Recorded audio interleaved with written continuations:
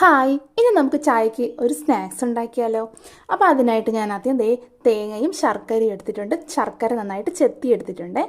എന്നിട്ട് ഗോതമ്പ് മാവ് എടുത്തു ഒരു ഇല വാട്ടിയിട്ട് വാഴയിലയിൽ വെച്ച് പരത്തുകയാണേ.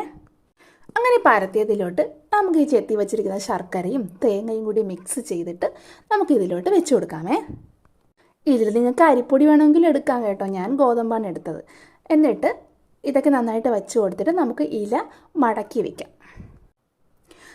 ഇങ്ങനെ മടക്കിയിട്ട് നമുക്ക് അടുപ്പിൽ ഇഡ്ഡലി കൂട്ടം വെച്ചിട്ട് നമുക്ക് അതിലോട്ട് ഇത് ഓരോന്നായിട്ട് എടുത്ത് വെക്കാം. എന്നിട്ട് ആവി കയറ്റിയിട്ട് വേവിച്ചെടുക്കുമ്പോൾ നല്ല അട റെഡിയായി. പിന്നെ ഞാൻ ഇതൊക്കെ വെച്ചതിന് ശേഷം അവിടെ ഫുള്ളൊന്ന് ക്ലീൻ ചെയ്യുവാണേ. ഏകദേശം ഒരു 20-25 മിനിറ്റ് കൊണ്ട് ഇത് നന്നായിട്ട് വെന്ത് കിട്ടും. അപ്പോൾ നിങ്ങൾക്ക് ഈ വീഡിയോ കണ്ടിട്ട് ഇഷ്ടമാവുകയാണെങ്കിൽ ഒന്ന് സബ്സ്ക്രൈബ് ചെയ്തേക്കണേ. അപ്പോൾ നോക്ക്, ഫൈനൽ ഔട്ട്പുട്ട് ഇതാണേ. നല്ല ആവി കയറിയിട്ട് നല്ല ചൂടോട് കൂടിയിട്ട് നമുക്ക് ഇങ്ങനെ കിട്ടും. അപ്പോൾ എല്ലാവർക്കും വീഡിയോ ഇഷ്ടമാവുകയാണെങ്കിൽ ലൈക്ക് ആൻഡ് സബ്സ്ക്രൈബ്. ബൈ.